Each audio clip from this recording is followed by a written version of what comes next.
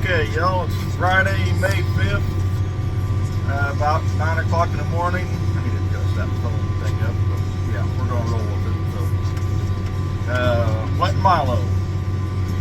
Getting it stuck in the ground. Row 7 and, well, now it's just row 10. Being a total prick about it, not wanting to be the right population. Clean the sensor. I've dug in the furrow. It's all showing 100, basically a kernel every 2 inches. 100,000 word goal 4 is. It's just reading like right now row 10 showing 170. Not even close. But as I recall back about our first year with Milo, the one guy that has grown some in the area says your monitor will not read it. The stuff is so dang small. So just kind of dig as best you can and roll with it. So that is kind of what we do. I'm playing with my vacuum. I'm running my vacuum higher than I ever have. That seems to make the population better, but I'm running it higher than I ever have. I'm at 16, the max on what it recommended, but that is what's made my map more even. Been down around 14. It seemed like the seat size is basically the same what it has been back in the day. So, yeah. Rolling with it. As I said, doing a dig test and all that, it all looks good. I think field view is showing from what it can read, we're in that 104,000, give or take. As they said, it's hard to read that small itty bitty stuff. I'm running about 5.5 miles an hour. Singulation does not show. Kind of like what we always heard. I think beans is kind of the same way as well. It will not show singulation on beans. But just such a small seed, so I like to run fairly slow with it. Get a real good drop. We're planting her at 1.25 inches when I got her set on. Got good weather coming. Well, 2 days of good weather, and then there is a chance of rain, which rain would be very, very nice. We ain't saying we're bone dry like out west, but just these chemicals aren't being activated. And that's just kind of concerning to me. But just need a rain, a good general rain, kind of keep this stuff growing. Don't want it setting. Don't want the crop setting. Just kind of needs to be growing right now. Get its butt in gear, get going. But this is basically the last day of plant 23 until we cut our wheat. Knock on wood, we ain't gonna replant no beans for deer damage. BS, you know how that goes. The bean planter is down at Casey getting the CMI. I thought the pivot bushings was going out of it because the last 2 days it was being a pain and didn't want to fold. Mechanic that's working on it said it unfolded twice for him just fine, but they're checking it out. So, of course, something, just don't work for you to take it down there, and it works just fine. So, you gotta love that crap, or I sure do. It gets very annoying. So maybe they'll find something. The pivot bushing shouldn't be out, I will say that, because it is not that old. So that pivot bushing should not be out at all. That's just my opinion. I know how things are made cheaper, or cheaper parts are made now. Average spacing's around 2.2 inches. Uniform furrows 98. My clean furrows 92, 95, 93. Furrow moisture is 48.5. My bar graph sucks because like row 13 is 85.7, row 10 is 169. I have dug in them all. They all look the same. I've used my seed meter, my brush cleaner to clean out the sensor. 13 has always spread low no matter what. This year I've dug in the corn and all that, and it all looks good. Yeah, I just kind of quit monkeying with it. I will try and send that row off to Precision and see what they say about it. Don't look at me. I'm just something to be a pain and annoying. That's about all it's basically been to. And I figure row 10, it's basically underneath my ball coppers, so I figure that's why it's throwing a conniption fit on being so high. At least that is my guess. Right, wrong, and different. Don't know. And skips and multiples do not show up because if you run that eighth gear, about 4.7, it will show up. 5.5, 5.6, I'm rolling with it. It's just fine. Yeah, now row 10 is still way high. I don't get it. The meter's got the same amount of seat in it. The baffle's down to 1. Yeah, it's still being a pain. So it is what it is. I'm not worried about it. And I know if it's planting way low, you can always open up the meter, and if you'll find corn in it, that will really monkey with it.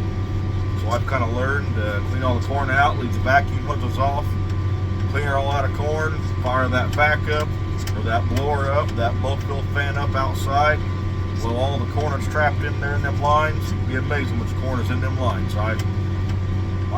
My first year, we was digging out all the milo in the meters. My first year, did not know it wasn't like the 1240, that it wouldn't kind of hold up seed everywhere. And oh yeah, it did. And we had a heck of a mess. So lesson learned. So now, from now on, I kind of know what to do. And I did see in row 13 there's a couple kernels of corn.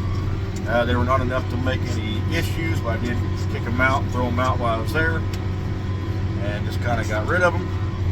So they're out of the way. Just kind of go from there. So just hindsight, you live and learn. Lesson learned. Yeah. Just take it with what you get. Now we're 18 acres left. Seeds per pound was 14,500. Should I need about 3.88 bags to plant this. And I goofed up and had a bulk fan hose off when I was monkeying with all the rows this morning, trying to monkey with it. So yeah, so I dumped a little bit of seed on the ground, covered her up, and I'm calling it good. Yeah, it's been one of those days. But that's where we are.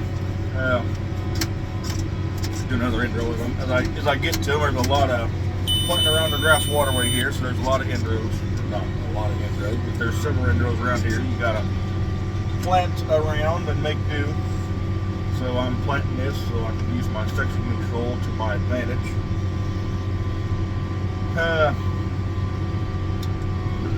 Not much I can really say. I've been mowing roadsides, kind of grass waterways, anticipating that big rain whenever it does come, that these waterways won't be mowed off and be able to drain better. So I am anticipating that sometime. Who knows when that may be?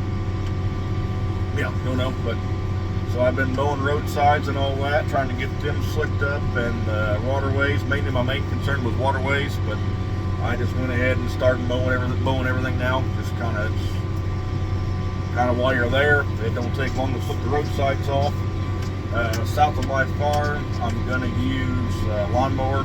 I don't have the little tractor with the bush hog on yet.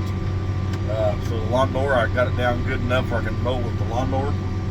Just slick it down on the top of the crop. I could get on top of the crop now and be just fine, and I may, but I'm not gonna be able to get it all. Just how the ditch south of our farm is a ornery SOB mowing, so a little swath up top of the lawnmower can knock it off real quick and done.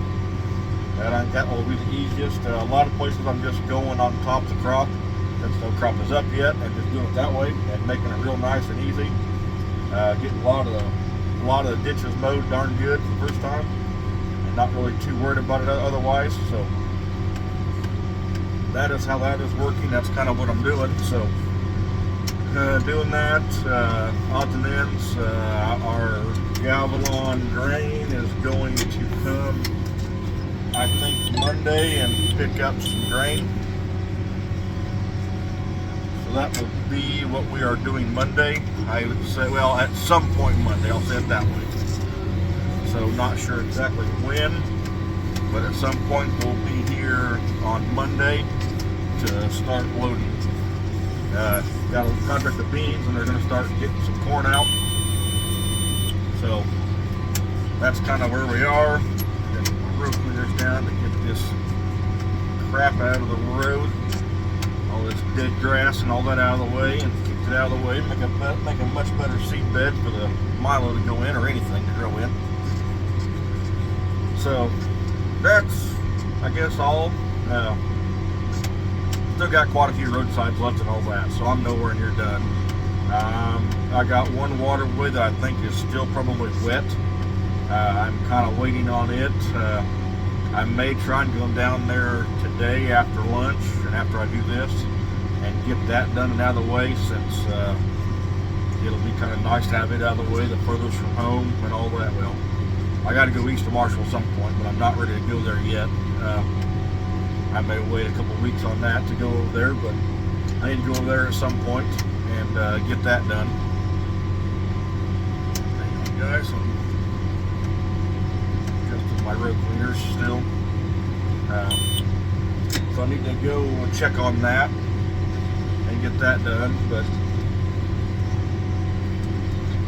slowly working on stuff, getting stuff done and all that. So damn thing. Oh yeah.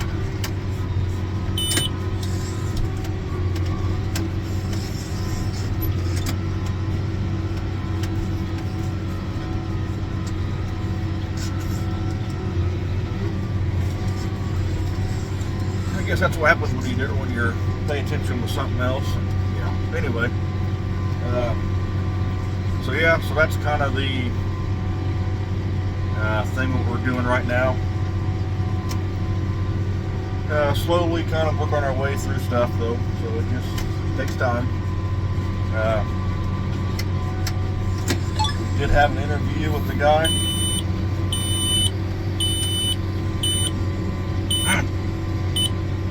Did have an interview with the guy.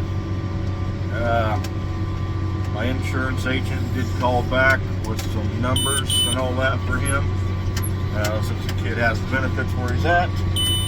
So we are looking at that. I'll give him a call whenever I get done here and all that. We'll kind of go from there. But that's where we stand. It won't take long. I got 16 acres left. This won't take long, but that's my update. Hope y'all enjoy. I guess like the video if you like the content. This will be our milo field for the yield contest in sorghum producers. Our goal is to have some double crop milo as well. So we shall see when the wheat harvest comes and go from there. This is 3816 decal, running C plus graphite, producing C plus graphite. So that's what we're doing here. I guess I'll leave you all with that. Like the video if you like it, subscribe if you want. I'll still try and do videos throughout and all that. So I got corn I want to cultivate too. So, but we got a lot of corn's got to grow a lot before I ever get that far along. So hope y'all enjoy. Take care.